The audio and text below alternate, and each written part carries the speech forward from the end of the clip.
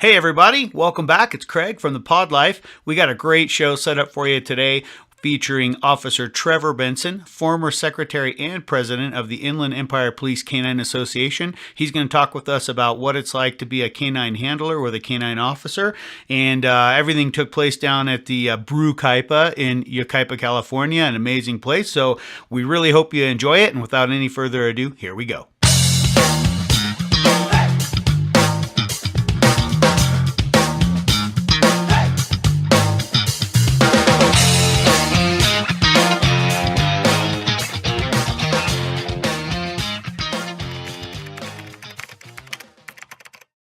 All right, gentlemen, cheers. Cheers. Cheers, man. Thank you. Welcome, guys. Welcome to Brewcaipa. Welcome, everybody, for joining us for another show here on the Paw'd Life. Very honored today to have Officer Trevor Benson with us. How you doing, Trevor? I'm good. Good to see you. Good to see you. Thanks for doing this. We really appreciate it. And as always, we got my man Randall here, professional veterinary assistant and color commentator. How you doing, Randall? I'm wonderful. Yeah, As always. Having a good weekend so far? I am. Fantastic. Woke All up right. real early with you guys, so we're off to a good start. Well, hey, you told me you wanted to say a little something to Trevor before we got too deep into the stuff. So Mike's all yours, my friend. Definitely. You know, Are Trevor, you going to get on your knee? I'm not going to get on my knee. I'm going to get you off of yours. Oh, okay. But no, in all honesty, in all seriousness, you know, we really do appreciate all the hard work that you guys do out there, and it's a big service to the community, and we feel a lot safer with people like you on the force and taking care of us on a day-to-day basis. You know, your job's super dangerous. You're putting your life on the line for us, and we just wanted to, you know, put a second aside and thank you for that. Yeah. I appreciate it. I will echo it to all the guys I work with. Wonderful. Yeah. Yeah, awesome. Please Yeah. do, man. It means a lot to us. I think we're all big fans of the force, and you know, I see it every day, especially when I was working in San Bernardino, which is where we met. Oh yeah. And yeah, I mean that was a crazy town to work. I've man. worked at a lot of places in the U.S. and that was different. Those man. guys earn their money. Yeah, I mean, I saw officers a lot more than I had ever seen officers, and I was always glad to see them. So, yeah, I can't imagine what that's like every day. And, of course, I think everybody sees, you know, the news and knows how dangerous the job is. So, yeah, from both of us, from the bottom of our heart, man, thank you for what you do. I appreciate it. So, tell us a little bit about who you are, Trevor. What you know, Officer Benson. We decided we were going to try to stick with Officer Benson when we were talking about you before. Yeah, but we can go with Trevor. We can go with Trevor. All right, that's great. Yeah. That'll be a lot easier for us. Yeah. So, what do you do? Where are you now? What are you up to? Okay. I'm a supervisor at a mid-sized agency in Southern California in Los Angeles County. Great. I've been a police officer for 16 years. 6.5, almost 7 of those 16 years, I was a police canine handler. I worked a dual-purpose patrol narcotics dog. His name was Pery. And it was a time of my life. I loved it. Yeah. It was the best time I've had in 16 years of law enforcement. The most rewarding, for sure. Yeah, we're going to get into that a little bit more detail because I'd like to understand more about, you know, what's a canine officer, who's a canine handler, you know, what does that job entail? So we're going to explore that a little bit more. Yeah. Tell us a little bit about you were working with the Inland Empire Police Canine Association. Yes. So in what capacity, and can you tell us a little bit about that organization? Yeah. So I was a fairly new canine handler, probably had 2 years on, and a police canine handler from another Inland Empire agency. We'll just call him Paul. Good old Paul. Yeah, good old Paul. He said, hey, you know, we got this opportunity on the association, you know, and you've been a member for some time. We want you to, you know, become a part of the board. At that time, yeah, it was great. So at that time, you know, I became part of the board and kind of really started to find out what the Inland Empire Police Canine Association, or IEPCA, was all about, from more than just that member standpoint. As a member, you only see the things that really directly affect you. You know, the trainings that you want to go to, the charity events that, you know, you want to go to. As the board, you see obviously that, you know, a board member, you see that bigger picture. So it was a great opportunity for me. The first position I held, I was a secretary for the board, and I loved that position because it kind of played towards some of my strengths, which is people and communication and stuff like that. Yeah. So rather than, hypothetically being a treasurer where I'm looking at money. Yeah. Not good with the numbers. Better with the people. Not good with the numbers. That's one Play of to the your strengths, yeah, Trevor. Yeah.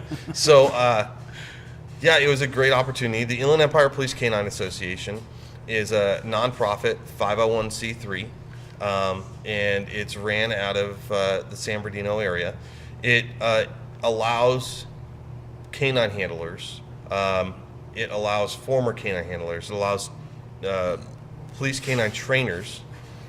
Get that out, Randall. Get that poison out. It's a live show, folks. That's just how we do it, right, Randall? Yeah. There's the color. Yeah. Yeah, so that's all right. Yeah, So it allows police canine trainers and sponsored decoys to become members of the association as long as you're from one of 3 counties. Did you say sponsored decoys? Sponsored decoys. So they're truly the most important part of at least patrol dogs training is a decoy. A decoy is the guy who's taking the bites. Oh, Yeah. The agitator? The agitator. the agitator. You actually put a suit on me one time. I did. I remember Sure that. did. Yeah. Yeah. Yeah. It was great. I He think I have seemed video really somewhere. happy about it too, Yeah. didn't I he? still have the video. Do you have the video? I do. You have to link that in. Yeah, throw that over It's to me. pretty cool. Yeah. So So there's all these different membership profiles. there's all these different members, and it allows you to become a member of the police association. The police association is kind of dual pronged, or really even 3-pronged. Their goals. One is to the benefit of police handlers and police canines, right? The second is charity, and the third is to make the public more aware of the benefits of police dogs. Yeah. So they do that through hosting free training for police canine handlers, as you guys know. We did, a bunch of training with We were talking on the last show about the tear gas training. The that gas you- training. Yeah. We did 2, I think 2. Right? I think there's one in Ontario, one somewhere else, and it was canine emergency medicine. Oh yeah, right. With Dr. Voss out of Yep. VCA That was- Central. that was a yeah, great day. we were all Yep. there. That was really, That was a huge turnout. Huge yeah. turnout. There were Yep. 80, I think 80 or so. I don't remember exactly, but I think there were like over 80 officers Yep. and as almost as many dogs. I think Yeah. that was was really great. cool. It was Definitely great. an eye opener for me to see all these different characters. Oh, and yeah. kinda, Yeah. undercover guys. I mean, there were guys that I thought, is that guy intentionally avoiding the camera to try and Yeah, keep a yeah. low He profile? And probably Trevor was. like, yes, he is. Yeah, he so quit probably was. aiming it at him. That was, Yeah. that was a really rewarding event. I felt like everybody got a lot out of that. That was really, really fun. I mean, that's probably one of the things, at least being a police canine handler, that you don't get from basic training. You Right. don't get from, the standard training we go through to train our dogs and train ourselves. Is some of that higher level advanced care emergency medicine. So it was great. And it's hard to do things like that on the fly, too. Oh. It's high angst and High angst, a lot of times you're by yourself, or you don't have another canine handler with you, so it's maybe just another officer. Yeah. So, those techniques that you guys even showed us to hold the dog down, Yeah. where you put your forearms on the dog's, let's Yeah. say, belly and chest, and then you hold the lower legs kind of off the ground, that the way they can't get Yeah. the leverage. Yeah, I mean, I'm that's glad to see you amazing. took something I away from know. that. I did, yeah. I was thinking the same thing. I remember it all. So we have that. I should say they have that. The angle, which is training the police officers and training the police dogs. Then they have charity. They do several charity events throughout the year. The biggest one is what they call Canines for Kids, and what they do is they go around to local area hospitals and they visit with some of the children that are in the hospitals, find out what they want for Christmas, and Cool. they deliver it, a week or 2 later, just before Christmas, Yeah. with a bunch of dogs, with a bunch of police canine handlers. So Always they're a hit. getting all these amazing gifts. And they get to pet dogs. And the dogs are super social. They get to have fun, and it really brightens their spirit. I remember one instance where we were at Kaiser Fontana, and we visited this young boy, and you could tell that he'd been there for some time. in the hospital room based on the amount of things, personal effects that were in the hospital room. He was living there. Yeah, he was living there. Parents were living there too. Hooked up to, a bunch of machines, and we brought the dogs in, and he was happy to get the gift. And that's cool for anybody, but we brought the dogs in. He got to play with the dogs and pet the dogs, and they were just normal dogs. Yeah. And the mom started crying, and I say, hey, what's wrong? I was afraid that maybe we overstepped. Yeah. And she said this is the first time she's seen her son smile in 6 months. Yeah. So That's heavy. It is, and that's why I say it's maybe some of the most rewarding things I've ever done. Yeah. But so you get those amazing opportunities to really help people and benefit people. And then the third time, the third prong to the association is providing, more knowledge about the benefits of police canines to the general public. Yeah. And we do that through outreaching, or I should say they do that. They do that through outreach. Okay. Yeah. So what is outreach? Outreach is visiting schools. Okay. And doing demos for schools. Getting the dogs out there. Getting the dogs out there. Outreach is coming to places like this, Brewcaipa, for charity events. Yeah. And doing a canine demo in the parking lot. Yeah. Yeah, that's great. And that's actually an interesting segue to what do you think society's view of these dogs are? As you're out there and interacting, does it matter on which side of the legal fence you tend to spend more time? Like, No, I really don't believe so. I'll be honest with you. I've had some very, very interesting reactions to the dog, none of which have been, let's say, negative. Yeah. In the public eye? In the public, yeah. So I've never had anybody who isn't excited about seeing the dog. I mean, Right. Everyone can have their personal view on society or politics or whatever's going on, maybe even law enforcement. But everyone loves dogs, so it's really interesting to go to calls, and you go to calls in sometimes nicer neighborhoods, you go to calls in sometimes less nice neighborhoods, or you deal with a variety of people, and it doesn't matter who you're talking to, they still love the dog. They still want to pet the dog. And then on the other side, the tool of having the dog is amazing. Because The value he brings. Because no matter how big that dude is, no matter how strong that person is, no matter what it is, the dog always seems to calm the situation down. It's the on both sides of the fence. Yeah. Everybody loves to pet dogs, and everybody hates to run from them. Yeah, no one wants to mess with the dog, and they're a phenomenal tool for law enforcement. Yeah.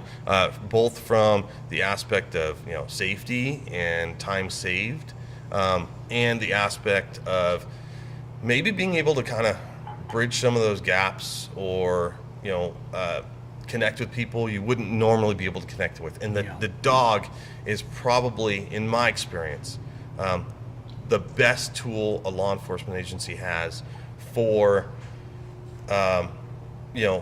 Safety. bridging those gaps and being able to connect with people.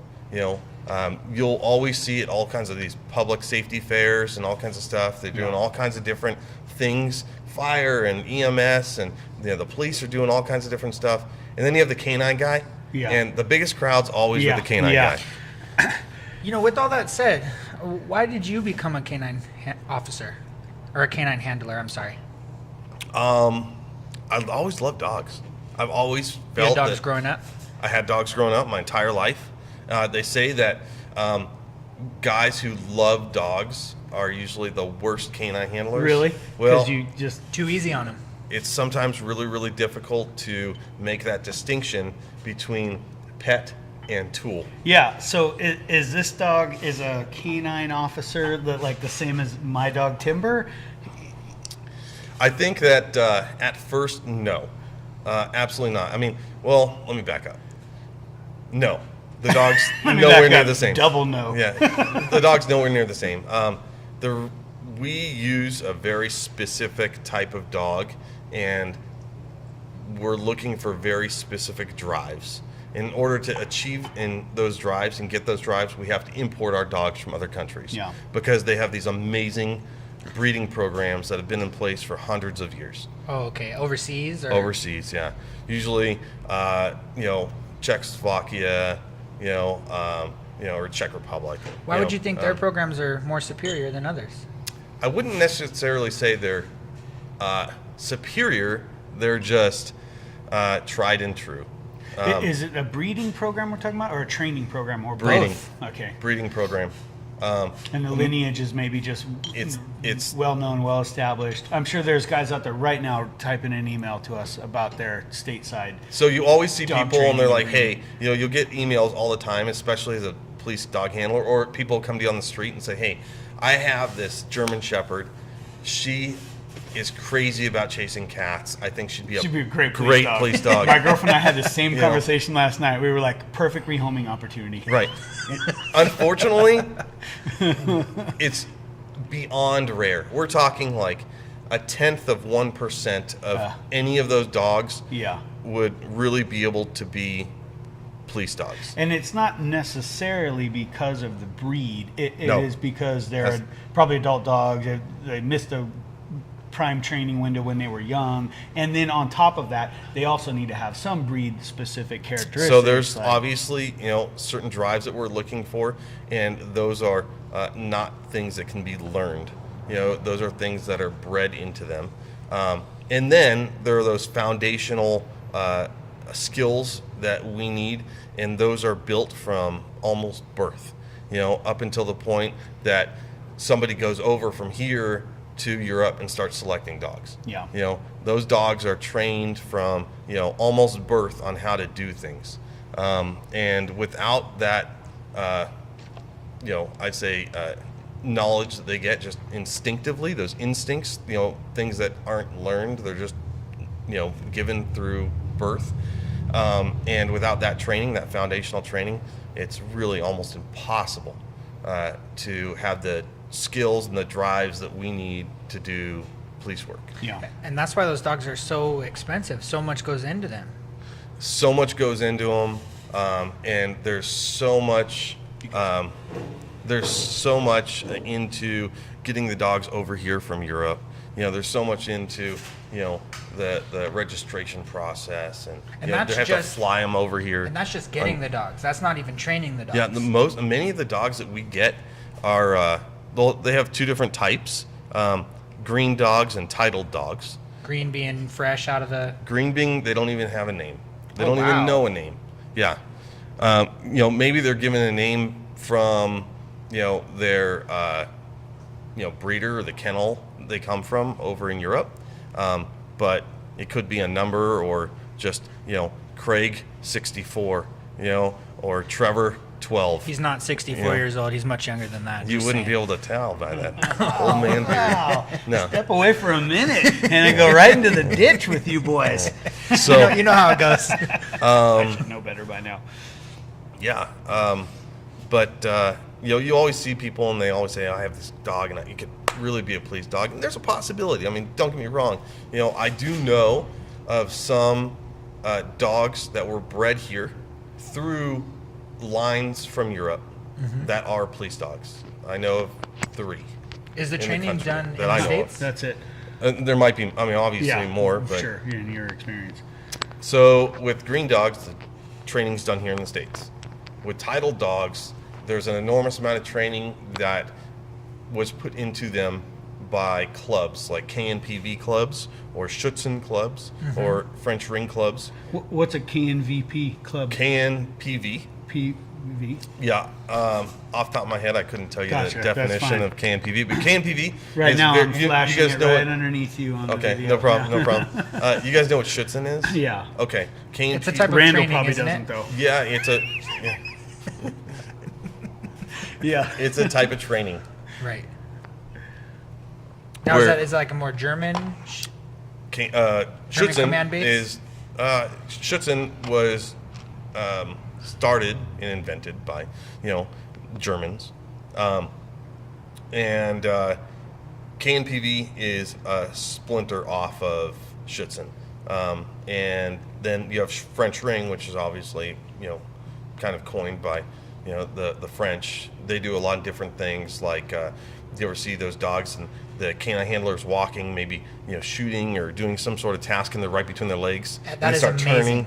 Yeah, That is amazing. it is. It is. And those dogs primarily, when we're talking about patrol dogs, right? Those dogs focus on the legs. They will apprehend or bite, an arm or back or whatever is presented to them, but primarily it's on the legs. So you'll have somebody running, and then the dog takes off, and then bites them in the leg and takes them down the ground. There might even be less civil liability, attacking the legs as opposed to other appendages. I think that there's an enormous amount of civil liability no matter what it is. Yeah. Okay. It would seem like. And that brings me to my next question, which is, so these dogs are highly trained, right? And they are trained in lots of different things. We're going to talk about that, but they're not your everyday dog like Timber, and so they have bite potential. Bite or detection or tracking? Not quite that yet, but my Okay. question is, do these dogs live in your home with your family? So and what's that that's like? a very, very controversial, very, very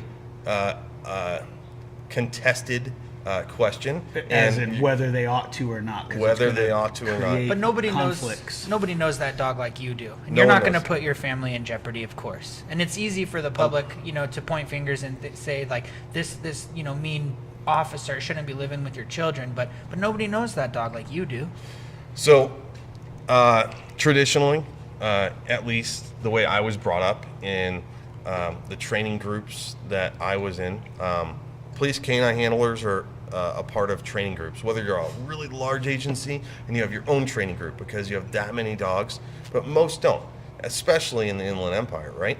So maybe 1, 2, or 3 dogs. And because of that, we train as groups with all kinds of different agencies, So, we got something coming. Hey, look at this. Here, come around on this side right here. So one of the real benefits of doing a podcast is sometimes you luck out and you get a great venue like the Brewcaipa down here in Yucaipa, California. This is Cassie. Cassie, how are you? Good, how are you? Good, thank you. What do we have here today? This is the Haze IE IPA. Okay. It is a traditional unfiltered IPA. We did make it with 6 different types of hops. Oh, thank you. Although I can't name them all off the top of my head. We'll believe you on that. Oh It's my going gosh, to that's be good. mildly hoppy. It's a great summer Ooh, beer. wow. Spring's right around the corner too. It'd be great in the spring as well. Perfect. It's one of my favorites. Perfect. Well, thank you very much. That's We will wonderful. enjoy it. Thank you very much. Thank, Thank you so you. much. So that's so yeah, like I was saying, that's a nice benefit in it down here at Brewcaipa. man. They This gave actually- us the run of the place here for our own. My first time here, and this is a good It's good off to introduction. a good start, huh? It's Yeah. awesome. Well- They have at night. Obviously, they don't serve food here. It's just beer, and they have these gourmet food trucks that pull up. Oh my It's goodness. amazing. Awesome. Yeah. Yeah, when I came in here, I didn't know a lot about the place quite yet. I'd heard about, I actually saw their van driving, and I thought, Brewcaipa, that sounds awesome. I got to check into this. And then I rolled in here and found out the owner, Scott, is ex-firefighter. And, then I think probably was looking for the next chapter in his life and got this place set up. And so far, the brew quality seems to be amazing. It's awesome. And then I noticed probably because of him in the front of the place here, they have these patches from all kinds of Oh, they different have a things. great patch wall. Hot shots. Yep. Yeah, like all Yep. these different agencies so I thought this is the perfect place for us, especially for meeting with Oh, you, yeah. but Oh, just yeah. given the support that we have for all those groups. Yep. So. Good old Yeah, Yucaipa, absolutely. California. Yeah, so here, let's put one up here for Brewcaipa. Thanks, Thanks, Yucaipa. guys. Thanks to the Thanks, team Cass. for letting us come in. So, That is a really good good old brew. All right. hazy. So, yeah. So, Where was I? Okay, so traditionally, you don't allow the dog into your home, at least for us, even to interact with your family for quite some time. The reason why is you've got to build that relationship with you and the dog, and that takes a long time. And we're talking a year, at least, for you and the dog to really start working together as a team. and limiting all other variables. I guess when it comes to we don't training. really know everything about that dog. I mean, it's not a human being. We're dealing with an Unpredictable, animal. highly trained. We're Well, dealing with an animal that doesn't deal in reason. So, if we can limit some of those potential pitfalls, at the beginning, let's do that. Let's keep the dog about work. The dog goes to the kennel in the backyard, and So until you it's have time to go to work. You have a personal kennel in the yard? Yeah, It's not we like have. a headquarters at the Nope. police station? Well, No. does Fontana have like? I feel like I met someone at Fontana who was a handler there, and I thought they had a facility at that location. Obviously, it's going to be different for everybody, but So Fontana is amazingly unique in the Inland Empire. Larger agencies like LA Sheriff's Department, Long Beach, and LAPD have training facilities, but in the Inland Empire, it's very rare, for an agency to have the money and resources and support to have their own training facility and their own training center, which is why we go to contractors. There's 2 or 3, vendors in Southern California, well-established, phenomenal, history, and those are who we purchase our dogs from. And Fontana? those are, no, these vendors. I see. And then they do the training also. Fontana has one of those vendors that works with them at their training center, but they have their own canine training center, Yeah. which they not only use for their dogs, but they open up to every single other police canine handler or canine team in the area, or probably in the state. They've actually been awarded all kinds of awards that's for cool. their facility. It's phenomenal. What's the name of the place? It's Fontana Police Canine Training Center. Oh, wow. Yeah, it's it's just outside the city of Fontana. It's an unincorporated Fontana. I want to check it out. And we should probably say you can't go down there with your personal dog No. and try to run the course, right? No, You can't no. go through frisbees. This is and a work on private ball return. facility. It is actually not owned by the police department. It's owned by a 501c3 called K9 Pals, and that is Fontana PD's, source for generating revenue to purchase dogs. The city of Yucaipa, the city of Fontana, does not purchase any of their dogs. Yeah. This canine training, 501c3 does it for Does it them. all. That's it's really phenomenal. cool. They have Wow, an that is enormous really amount of support, and that's a testament to, I think, how popular the dogs are and the handlers are in their community. Are they affiliated with the IEPCA? They are. Yeah, they're all members. That's where I got to meet them, and I forget the gentleman's name, one of the handlers, but he was explaining to me just some of these things, and he was showing me some videos of these different arrangements where the dogs would have to hit colored blocks with their nose, and it would release treats in certain ways or something like that. I'm probably blowing that, but the other thing he was talking about was sometimes you've got to do like entry into spaces above your head, like up a ladder. Attics. And they were training on how So, you go up the Fontana's- ladder, and then the dog kind of yeah. goes up you and gets in first. And Well, I don't want to Yeah. like really Right. tactics, but I will tell you that Fontana's Canine Training Center is unique in their construction of their training facility, where they have basement entries or underground entries, under house entries. Yeah. They have attic entries through multiple different types of attics, ladder access, non-ladder access, all kinds of stuff. It's phenomenal. And so important too, because I think one of the cases that really got my attention, and for whatever reason just kind of pulls at my heartstrings when I think about it, was Sultan at that San Jacinto Police Department, and they had a parole violator. I think it was what was going on with the guy, but the point being, he ended up in the crawl space under a house, and he went in. He went in first, as opposed to sending in a human. They sent in their canine partner and to try to flush the guy out, and so then the guy, attacked the dog and trying to do whatever he was doing, and Sultan died as a result of injuries from that. And, From my understanding, I believe he shot the dog. okay. And he was, I believe, on parole, but also had been absconding from his bail. Oh. And a team of parole agents or bail agents, I don't remember which one, had located him, and a foot pursuit ensued. A containment was set up because they lost him during the foot pursuit. The dog, Sultan, came on scene and was able to do an area search, finally locating, and we're talking about the value of a dog, right? Yeah. The value of the police dog is being able to locate through just air. Yeah, just bringing in senses Yeah. that humans aren't able to bring in. I mean, So- the scent receptors, Yep. we'll get into that, but yeah, it's So amazing. he was able to locate and pinpoint where the suspect was, and that he was under a house. I'm sure that something ensued where the dog was sent under the house, which it's a Yeah. very normal tactic. Yeah. And Such a brave dog. amazing. Well, how Amazing. about is it Jarvis or Jarvis? Yaris? Yaris. Yeah, make sure you get Yaris. there. That's one of Fontana's dogs. Yeah, chucked out of a second-story window. Yeah, In the battle, just got Through glass, too, Through wasn't it? glass, yeah. Yeah. Yeah. Phenomenal. And obviously lived. Still went to work, and after that, after some recovery. I wouldn't have made it to work. No. I'm Randall, you don't make Yeah. it to work already. Yeah, you That's haven't unfair. been Okay, thrown out I of a take it window. That's unfair.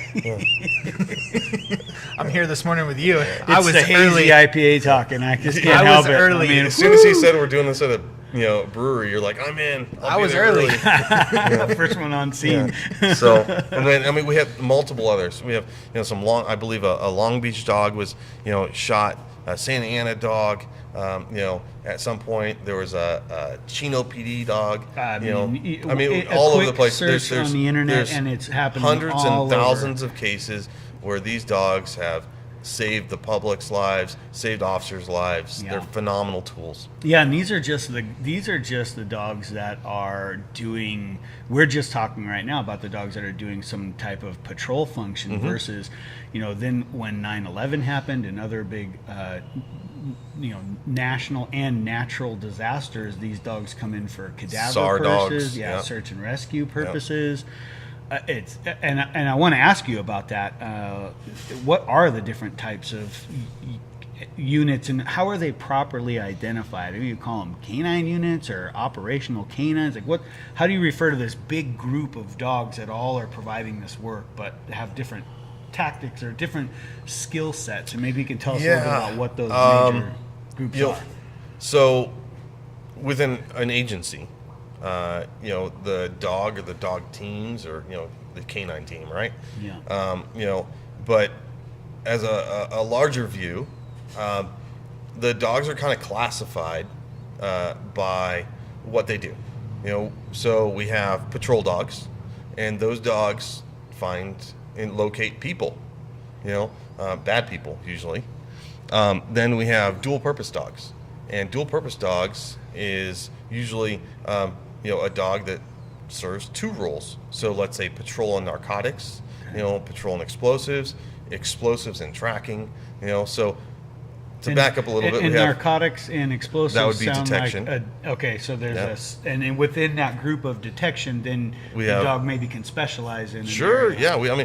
In the private industry, they have dogs that do bed bug, detection. What? Yeah, Bed bug. bed bugs. It's amazing. It's Wow, $30,000 trained dog just to check to see if your house isn't But clean. let me ask you this: if you were hypothetically, I don't want to say names, but let's say you were hypothetically a really big theme park that has a hotel attached to it, and you're a huge name. We're talking huge name.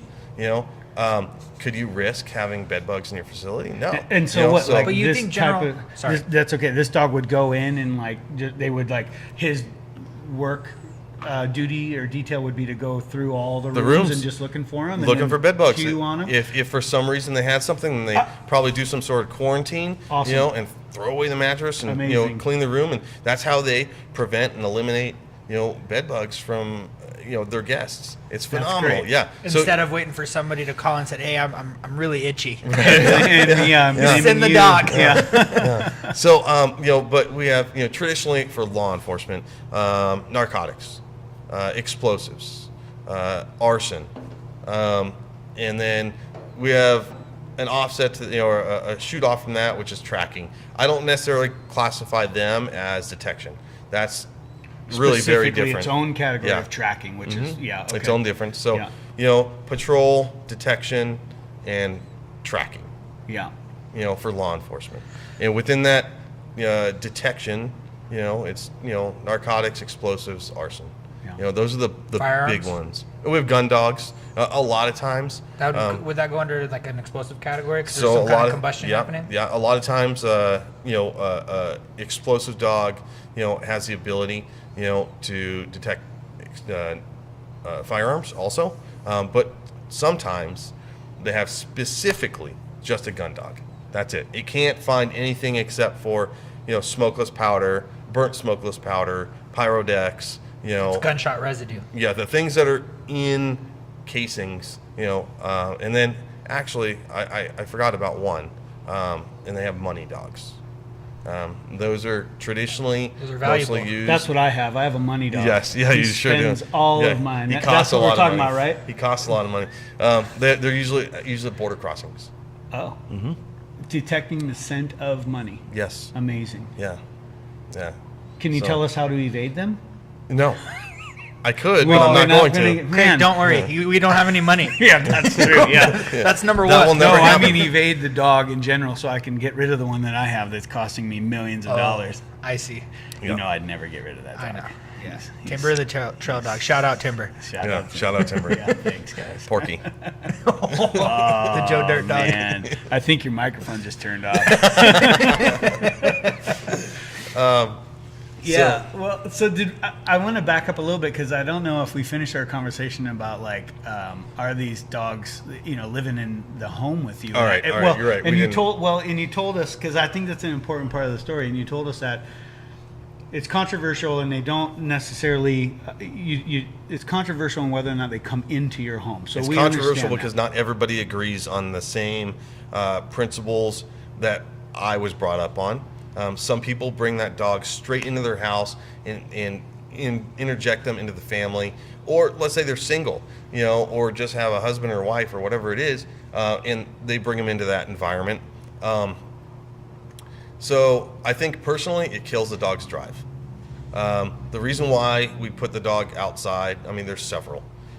Besides the fact we don't know the dog. The And dog by doesn't know outside, us. for all the animal advocates that are listening, they still have a comfortable living environment. Oh my that's gosh. temperature. Yeah. Oh my gosh. Oh my gosh. Well, we are in California, so I mean, as cold as it gets is 40. So yeah. I Yeah. mean, I'm in Big Bear in California. that's and true. it's, But he's in Yucaipa. Yeah, so It snows once a year and it doesn't right. stick. It doesn't stick exactly. So their kennel is phenomenal. They're cleaned every day, sometimes twice a day. Actually, most of these dogs are really high drive, right? I mean, crazy drives. A drive like you would have never see pet. The kind of drive where when the dog's at home or in the back of the car, it just spins and spins and spins. And you think like, oh, it's going to spin until it gets tired, but it doesn't. It never stops spinning. That's what it never makes them stops valuable. spinning. It never stops barking. So when I talk about cleaning and their kennels and stuff like that, you have a dog that is in there maybe for 8 hours or something like that, and they pee or poo, and then they spin through it. So We call that painting. yes, yeah, painting, finger So, painting. Yeah, paw painting. we're talking, lots of cleaning going on. Yeah. The dogs are really well taken care of. But they have a different energy and drive level than my cockapoo, who's hanging out on the sofa. And yeah. That's- the only time he ever spins is if he just fell off the couch. Right. That's bred Yeah. into them at that Yeah. point. Yeah. And Yeah. You pick That's an those instinct. dogs. You want That's that an dog, instinct that's yeah. given to them through birth. So that builds drive. Being inside of a kennel builds drive because they're bored and because there's nothing going on, and these are dogs that want stuff going on. So when you're building that drive, that helps them in the training process. That helps them, build that foundation the first 2 or 3 years. Yeah. I probably equate it to like I give my dog various table scraps in a limited capacity, but once I introduced to him the taste of a different food from his dog food, then I created a whole new problem that sure. I've dealt with for his entire life, versus if he never tasted that and Yeah. never understood I- that, it's just not part of the No, he didn't. equation. I have a that he funny operates story from. about that. So I had to get my dog from Texas. And I went to basic training in Texas. So on the way back from Texas, I stopped at In-N-Out, and I'm driving, and I had my, Yeah, fatty, exactly. That's not Lifetime Fitness. No reflection of In-N-Out. We I had- fully support In-N-Out and believe it's a wonderful To its fullest. company. gosh. Yeah. Boy, do I. So I had the door in my kennel open, and I was eating this burger and driving, and I'm thinking to myself, like, man, this dog has not got up one time, hasn't come through, doesn't really care about the food or whatever. The dog's never smelled an In-N-Out before. He didn't know what he's In-N-Out. probably just drooling. Now- Or didn't have any idea. bad. He had no Yeah, idea. he He had didn't no know what it frame was. reference He yet, didn't know yeah. what it was. So, but we keep the dogs in the kennel outside when they're not working to build drive, and it's just part of a measured, disciplined training process.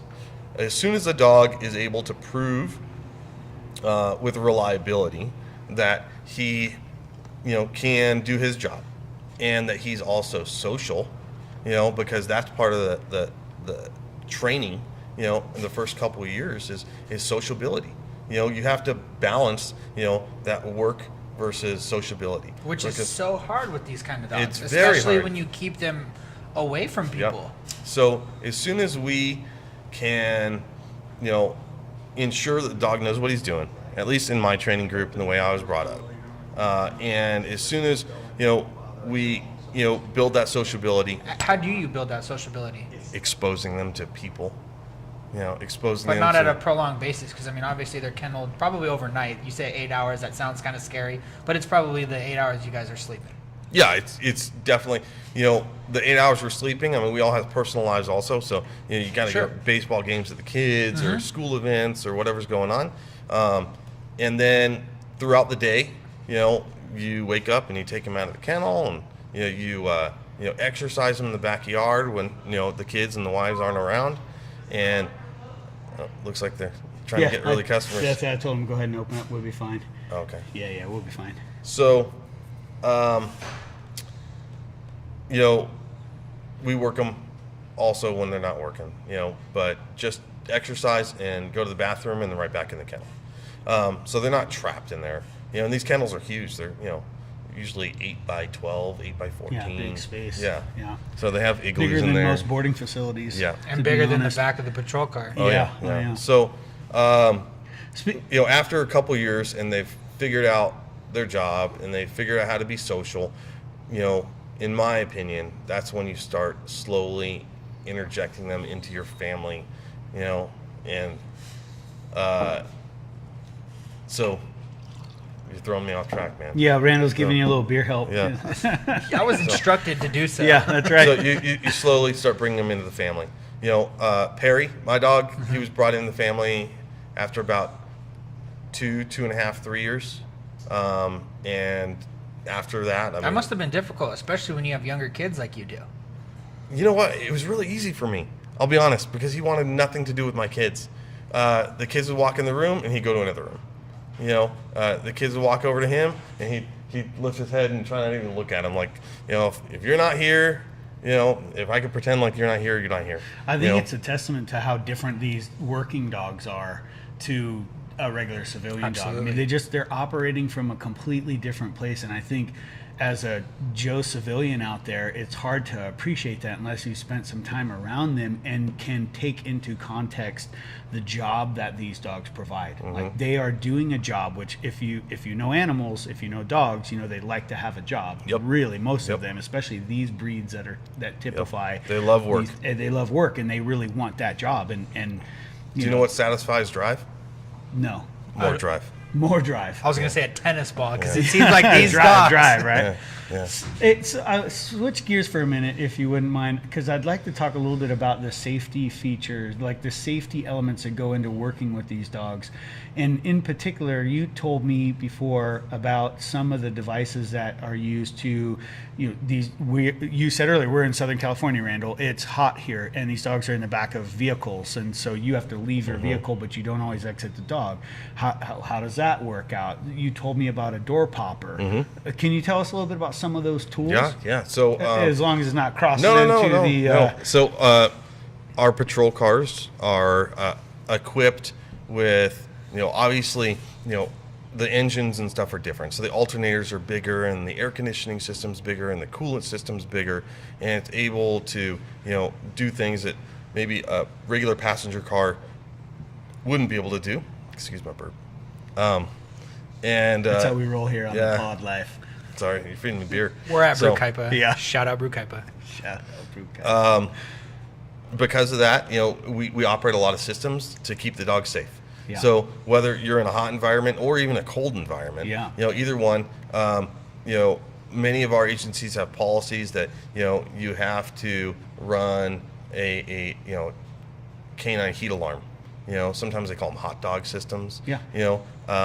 And this Terrible K9 name. heat alarm, no. Terrible names. No. Well. So they is a heat alarm, and this heat alarm is set at a specific range that you set depending on your climate or where you think your dog needs to be or where you want your dog at. And if it gets above or below a certain temperature, things start happening to your car.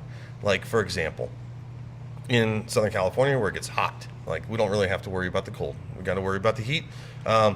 At above, I think 85 degrees inside the car, windows automatically in the back roll down. We And have that's the screens. internal temperature of the car? Internal temperature. There are temperature sensors, one in the front, one in the middle, and one in the back. Wow. So Continue. you got to keep okay. Yep. So at 85 degrees, windows start to roll down. The dog can't get out still because there There's are a caged window. caged windows.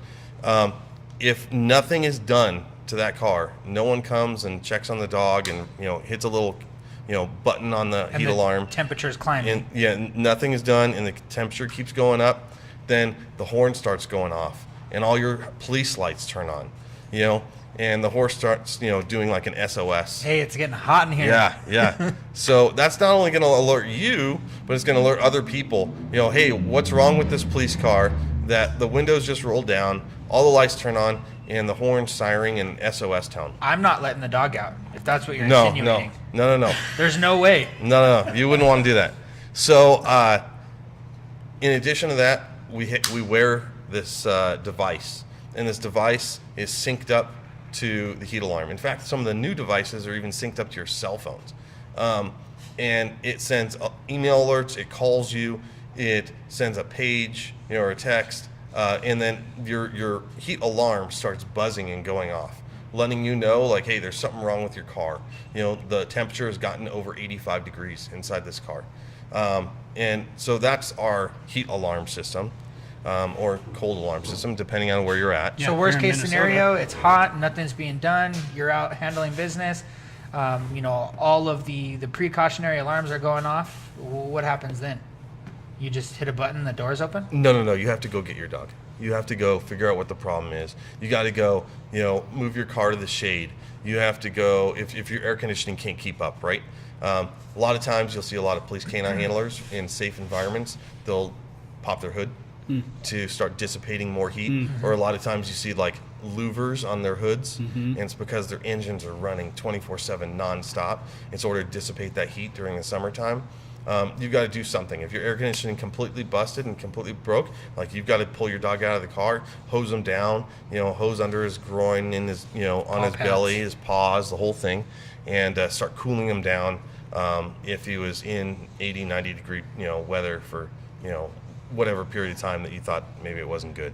And just if anybody's out there thinking about how to manage a dog suffering from what we would term heat exhaustion on the veterinary side, Randall, is it advised to do ice baths and things like that? How are we looking at managing core temperature reduction in a heat exhaustion or a heat situation like that? Well, if you do have an overheating dog, you don't want to cool them down too fast. Yeah, so ice would be a bad idea. Just Maybe. lukewarm water, get them wet. Start get 'em out with of wetting the pads, because that's their only way of sweating. I mean, they're panting to try to, move air in and out to cool their internal body temperature. But They don't sweat.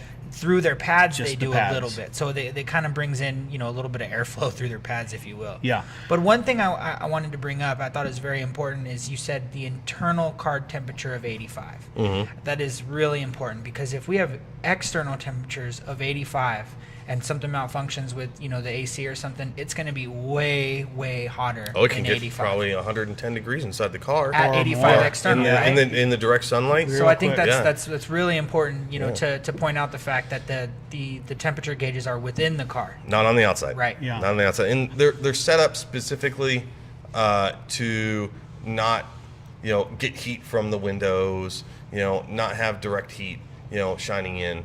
That's going to affect and throw off that temperature. They want a real accurate temperature. So we have that. We have the heat alarm system, and that protects the dogs, right? Then we have door poppers. Door poppers are not for if it gets too hot or too cold, the door opens and just lets the dog out, because we can't have that. And it's manually controlled. It's not just going to happen. The right? door popper? Right. No, it's manual controlled. Right. Yeah. So some cars are set up where there's a secret button somewhere in the vehicle, and that will, allow the dog to be released. Isn't it also on the device that monitors the temperature? Correct. Well, depending on the system, some have one for temperature, one for the door pop. Some of the other models, it's all combined into one little pager. And so what does this thing do? And So this thing monitors the temperature, so I could pull it out and look. Oh, the Pery's kennel is 72.5 degrees. Wonderful, as I'm having lunch or in a meeting or on a call or whatever it is. And then it also has a door pop feature, and the door pop feature is if I'm running after a suspect and I need the dog, or I want to call the dog to me for whatever reason, I can hit a button, and wherever your door pop is on your body, you hit a button and the door, a specific door, will open, allowing the dog out. yeah, that's great. They're trained to come directly to your side. So if you are having maybe a situation's going south on you, for so many different variations, you can hit that thing, and your partner is going to be there with you. Yes. Yeah. That's an amazing It's a tool. phenomenal tool. Yeah, In absolutely. fact, I know a instance in a Inland Empire agency recently, within the last, year or so, where a very, very competent police canine handler was in a situation, and he was wrestling and fighting with a suspect, and he was a gang member, and he was high on drugs, and he was unable to overpower him and take him into custody, and he felt that, I assume that he was losing that fight and he needed help, and he popped his dog out, and the dog came and honestly rescued him. Yeah, I couldn't imagine Yeah. what a peace of mind that would afford you, just given what you guys are doing. I mean, it's not like I'm going to walk up to Randall and get in a fist fight, and then, I have the opportunity to decide if I'm going to engage with Randall or not, what I think my odds are. You don't get that choice as an officer. You just have to deal with whatever the problem is, whatever size, shape, condition that person is in front of you. It's your duty, and you're going to move forward. And man, just knowing that if you need to, you can pull that K9 unit right in there. I think everybody should have access to every officer or Agreed. everyone in that What's situation. sad is not every agency has canine Yeah, handlers. and why is that? Is it a funding issue, Trevor? Has to be, because No. this seems It's such No. a valuable tool. No. Some politics as well? So, of course, there's a component of money. I mean, there's a component in money in almost everything that we do in public service. And right? in 10 seconds, Trevor, what is a general cost of a dog for an agency to bring on, like super high Fully trained? level?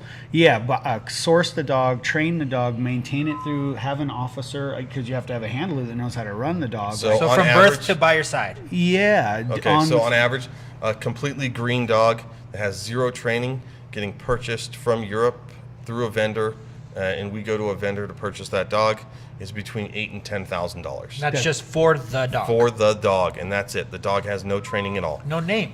no name, and that's because of this breeding program that we want. We have to have. We can't have these backyard breeding programs that we have here.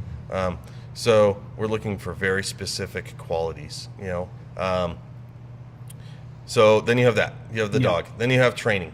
On average, for a single purpose, let's say narcotics only, or patrol only, or explosives only, whatever it is, $4,000 to $5,000. and that's 6 to 12 weeks, depending on what discipline you choose. Obviously, with explosives, there's no mistakes. There's no alibis. There's no like do-overs. Yeah. It's like you get it right every time, no matter what. Or it's tragedy. For narcotics, there's only like 4, roughly, odors. The marijuana, which most agencies in California are not doing anymore. So you have, potentially marijuana, cocaine, methamphetamine, and heroin. So those are just drug dogs. Those are drugs. But for explosives, we have 22 to 27 different odors. And there's no alibis. There's no, do-overs. This dog has to be perfect. So their training program's longer. So, $4,000 to $5,000, for detection, and then another $4,000 to $5,000 for patrol. And then you have the cost of backfilling that officer's, salary while he's in training, and the vehicle. So there's a big initial, the vet bills. Luckily we have, at least us, we had a great partnership. You're welcome. Yeah, thank you. With who? May I say? Am I allowed to say? Oh, sure. Yeah. So the Inland Empire Police Canine Association had a phenomenal partnership with VCA, and it allowed us to get the veterinary care for our dogs that we needed. That sometimes, honestly, handlers are afraid to get. Yeah. So a lot of times, I know, as a new canine handler, I took my dog to the vet like at least 10 times for absolutely nothing. Yeah. But I was afraid to do it. I think a couple times I even paid out of my pocket, because I didn't want that He's bill. your partner, man. Yeah, he's my best friend. But at the same time, you're trying to maintain this position, and you feel like you want to tread carefully, probably. You don't want to send those bills back to the department. Yeah, and then have them, say, hey, this is getting too expensive. We can't. We just got to eliminate. So we had such a phenomenal partnership with VCA that allowed us to do that. But so yes, vet bills are part of it. So the initial startup cost is very expensive. We're talking $20,000-$30,000, and then the actual cost to maintain this dog is roughly between 14 and 30 cents a day. Oh.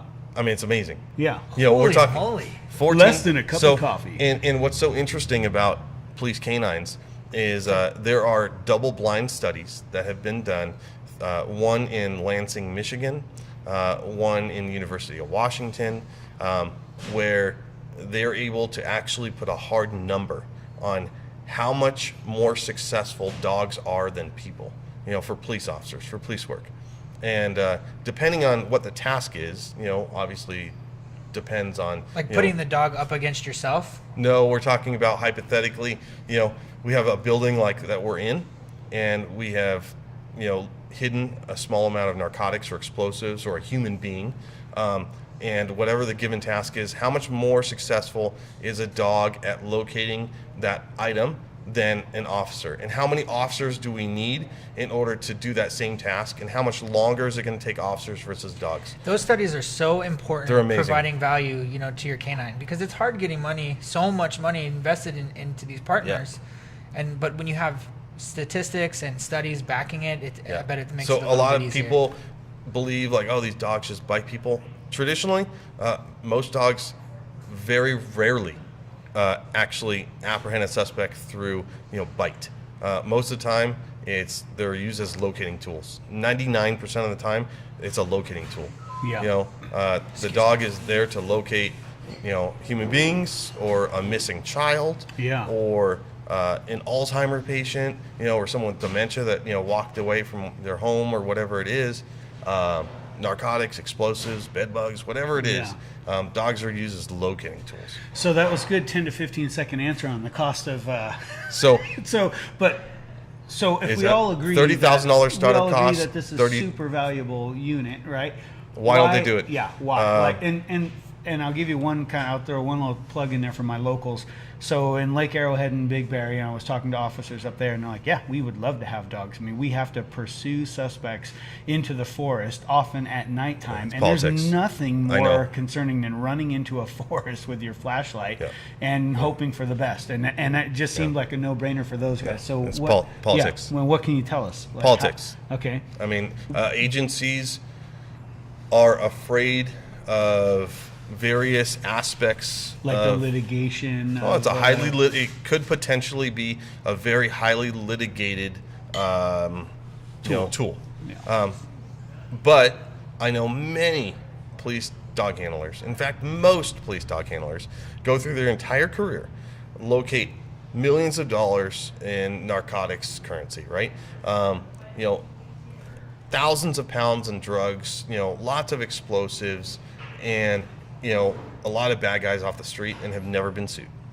It's very, very rare, that it actually goes to litigation. Yeah. Anything goes to litigation. By and large, everyone's doing the right thing for the right reasons. Yeah.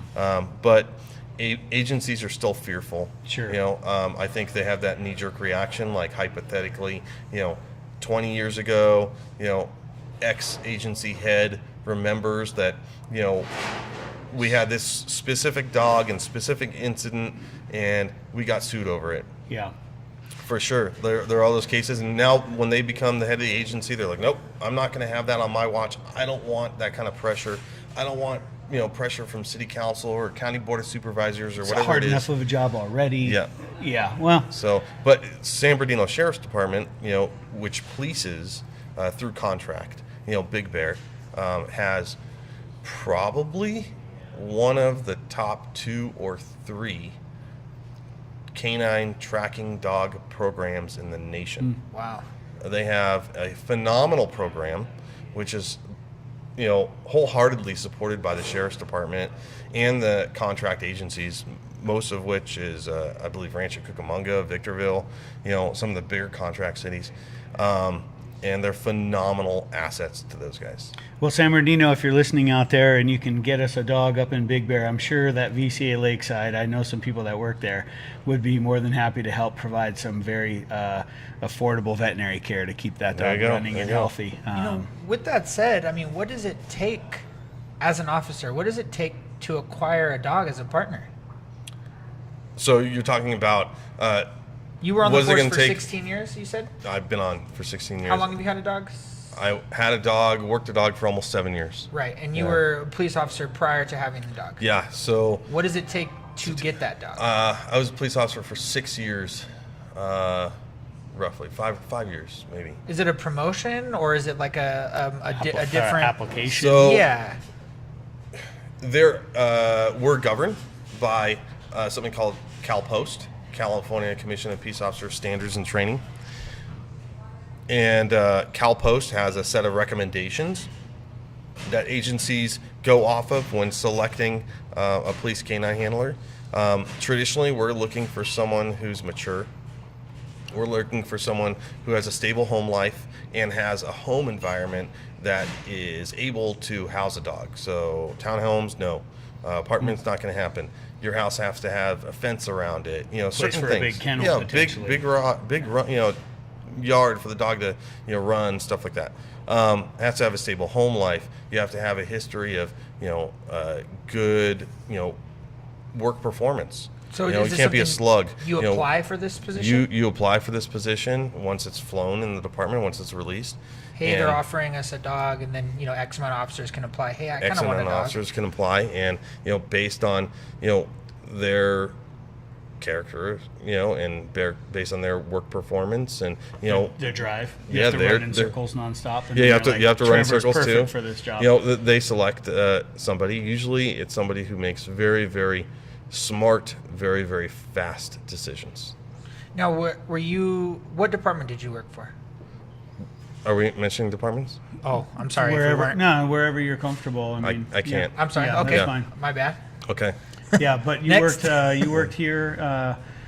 We can say that you worked for a railroad, Yeah. That's Yeah. kind of what I was. I worked. Okay. So which I found really interesting because I I worked never for considered a that. from railroad police department when I was a canine handler. It was very interesting because we were able to cross jurisdictional boundaries and lines, and we weren't necessarily contained to a city or a county. For me, I was assigned in Southern California to the Inland Empire, traditionally what we call, Riverside and San Bernardino counties.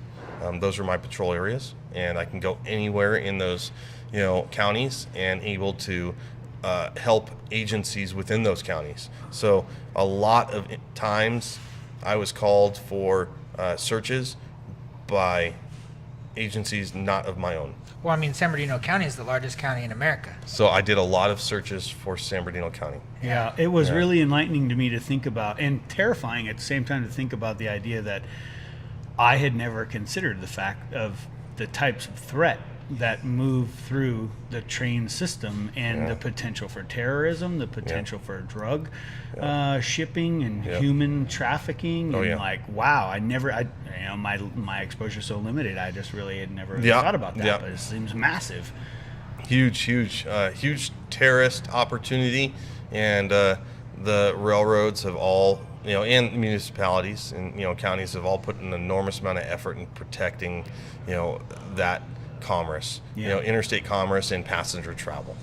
Are you allowed to discuss any any certain kind of busts that you've been involved in? Like, I mean, can you maybe shine some light on one of like the largest busts or something Perry has done that's pretty admirable? Like narcotics? Some Yeah, T.A. 'cause Benson I'm sure- highlights? Some T.A. Benson I'm highlights. sure going through the railroad, there's all kinds of narcotic trafficking, especially being in Southern California. Yeah, traditionally, these, organizations that manufacture and traffic narcotics internationally are really, honestly, pretty ingenious, and they think of all kinds of things that I wouldn't normally think of. Which is why we use the dog as the tool to find things that we can't find, right? So, yeah, I have been involved in some amazing finds, is what we call them. And in one instance, I remember the dog locating 10,000 pounds of marijuana inside of a shipping container. Somebody was getting their personal, huh? Yeah. It's all for personal use. Yeah, of course. So 10,000 Wow. pounds of marijuana inside of a shipping Address container. to Snoop Dogg. I mean, Yeah, come on. that's 5 tons. It's That's a lot. Good job, Craig. That's a lot. Yeah, good math. 10,000 pounds. I remember another time I did a search for another agency, and the dog located over $1 million in U.S. currency inside of a vehicle. Was he a money dog, or he came up into it from something else, and then He came into it from something else. Yeah, that's awesome. That's so awesome. Yeah. So, I mean, not to change gears too much, but you no longer have Perry anymore, correct? No, he died in June of last year. God, it's a tough one. Can we ask how you lost him? What happened? Spleen cancer Yeah, and cancer of the spleen. that's a bummer. very, That very, is a tough one. How very, old, very sudden. How old was he? He was 10. And you had him for how long? I had him for 9 years. Wow. Yeah. That's impressive. That is literally part of the family. Oh my! I mean, devastating. I bet. Devastating. I mean, I know. That's how I know you. So, Perry. what's interesting, and I hope that maybe I could shed some light on this to the viewers, is you literally spend more time with the dog than you do with your children or your wife. Being a canine handler is one of those things where it requires an enormous amount of sacrifice and work on the job and off the job, a lot of it off the job, and a huge sacrifice from your family. So, like, hey, Craig, you want to go to Disneyland with the kids? Like, I got to find someone to watch my dog. Like, not necessarily sit there and watch your dog, but, one of your canine partners has to come over and, break your dog after a couple hours and feed your dog. We can't just leave them in there. it's like having a for special 18 needs newborn hours. for 10 straight years. Yes, yeah, it's like having another child, where you got to, you're with the dog hypothetically, 12 to 18 hours a day, right, while you're working, because that's the average shift, between 12 and 18 hours. That's 3 days a week, and then you have a training day, which is outside of your work days. So that's roughly 6 to depending on how often you train, once a week or every other week, 6 to 12 hours, and then that's just what you do while you're at work. Then you go home and you have to feed the dog. You got to brush the dog every day. You got to give it multiple breaks a day. Medications. Got it. Medication. Perry was on medication, prednisone. you got to monitor all these things in our dogs because we're really scared of torsion and bloat. A lot of guys feed their dogs twice a day. Some guys feed their dogs 3 times a day. Yeah. Break up those meals in smaller quantities. So It's very, very, very smart for these active dogs. yeah. So, it's a huge, huge sacrifice, and it really hit home hard. Do you think you will have another dog? I know that's So, hard. Perry's family. yeah, you can't replace him. Yeah. I hope one day I get an opportunity to work another dog. In my current department, because I'm not with the railroad police anymore, in my current department, we currently don't have any dogs. And we're trying to change that, but it's an uphill fight. And I hope one day I'm given that opportunity. I hope so don't know. too. I saw how you were with Perry, and I know how impactful you are gosh. as a handler. Oh my gosh. Well, those guys that are uphill from you, hopefully they'll hear this and it'll give them some different insight to what their concerns are, and Maybe they'll recognize they got a pretty qualified guy with a lot of, who better to help bring that program in. But in the meantime, but respectfully, it's a Yep. complicated Yeah. equation for any of these departments for sure. Yeah. In the meantime, I got a great job. I got a great position. I work with some great people, and it is what it is. With that I'm said, happy where I'm at. Do you miss it? So much that it hurts. Oh. Not necessarily Miss Yeah. Perry, because that's No. completely Yeah. different. No. We That- all miss Perry. No, I miss being a dog handler. Like, that is a passion. That's a lifestyle. That's like saying, if you didn't have dogs anymore, do you miss being a pet owner? Like, yeah, it's crazy how much I miss being a dog handler. Big time. You're kind of like this hang around, where you like call your friends and listen to their stories. And What do you guys like, been up to? You volunteer to like watch their dogs when they're on vacation and stuff. Yeah. So are you still involved with the IEPCA, if I'm allowed to ask? I am involved, not as much as I used to be. Yeah, Weren't obviously. you president or? At one time, yeah. Correct, I was yeah. the president. Now it's K9 handler. You can go. I'm gonna say his name. He's on the website. So Dane Stordahl from Rialto PD. What's his dog's name? Geez, I can't remember off the top of my head. So what do we do? Like, we all believe, I think, probably people listening to this, understand the value of these dogs. You answered already. What can we do if what can we do if we're interested in becoming a canine handler? You got to become a law enforcement officer first. Yeah, you can't just walk in off the street and say, "Hey, I want to be a dog handler." And then they build you up from there. You got to come to the equation already. You got to be a patrol officer or a deputy sheriff. Working patrol, and you got to really, really, already have a proven history as a put in work. Demonstrate some competency. You got to put in a lot of work. Most of your canine handlers, for in my experience, most of the time that canine position is a stepstone towards promotion and supervision, because in that canine handler job classification, when you're doing the job, you're not just another officer out on the street going to calls and taking direction maybe from somebody else. You're the guy that arrives when things have kind of gotten out of control and things are dangerous, and you've got to take control of the scene and establish a search party and establish your perimeter and really take tactical command, where maybe a sergeant on scene or a corporal or a lieutenant, whoever's on scene, might have that administrative command. When you're there, you have to take tactical command. Right. Less paperwork. No, lots of paperwork. So before we wrap this up, Trevor, what can people out there do today if they want to help offer support for promoting these programs at their local agency, or just if they happen to maybe live in the area of Fontana or elsewhere? What can they do? Okay, so money, I'm sure. Send money. I Suitcases. honestly, I feel like giving money towards the cause right now. I feel like we need to get you another dog, Trevor. Hey, I got I'm one okay out in with the that. truck right now. I'm okay He's with that. amazing.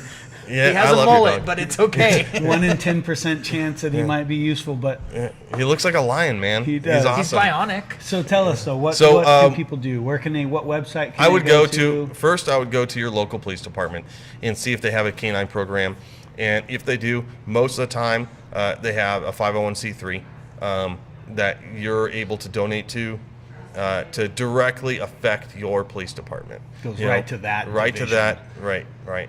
Or talk to canine handlers. Go to your police department and ask to speak with their canine if they have a canine program, and ask to speak to their canine handler and say, hey, I just recently learned about X, Y, and Z, and I want to help. How can I? Maybe it's, hey, we need some dog food. And you're going to go maybe purchase some dog food, or maybe offer them up. You have a plumbing business and they need a location to train at. So offer them up your business to train at night. Awesome. Awesome. If you don't have a canine program in your community and you want one, voice that. Voice that to your representatives in your city. And if you want to give on a broader scale, on a bigger scale, there are many multi-agency, nonprofit, organizations to benefit police dogs. Yeah. Do your research and make sure it's not some fly-by-night place on the internet. But Los Angeles County has a Police Canine Association. In the Inland Empire Police Canine Association, hit them up and donate. You guys do those shows, don't you? Yeah, we do the Canine show every single year. Which Usually is it's in very, April or very, May. very impressive. I Oh, mean, it's I amazing. recommend anybody who, if you ever hear about this show, I mean, it's great. I mean, I don't really know any of the details, but I mean, I did attend one, and it was impressive it's to great. see all these tactical scenarios with these dogs. I mean, they landed a helicopter in the football field. Yeah. Suspended dogs down the road. Yeah, I was completely And then blown they away. shot a whole bunch of people in the audience with a T-shirt cannon. Yeah. Oh, I was like, dang, Where are you Craig. going with this, man? Wow, I thought did we were you gonna just turn stay off out of the that. camera? I thought we turned off the mics too. Yeah. Well, hey, Trevor, really, So- I really appreciate you coming out to meet with us today and talk about this stuff. I think that the human-animal bond that exists between the handler and the officer is a really unique one and an amazing one, and it's a very important one for all of us. And I think you've shed a lot of light on it for us today. Absolutely. I know it's scatterbrained and I kind No, of jumped around a it's little great. bit. It's but the three of us. I mean, Yeah, Yeah, it's the three yeah. of us. But thank you very much. my pleasure. and Thanks for really the opportunity. Appreciate it. And Trevor, I feel safer Randall. with you guys out there, man. yeah, Thank you, we buddy. all do. Appreciate And if it. you guys have any questions for us, you can hit me up directly at Craig@thepawdlife.com. You can find us on YouTube, Facebook, Instagram, all the normal social media stuff. Otherwise, thanks for your time, everybody, and thank you guys again.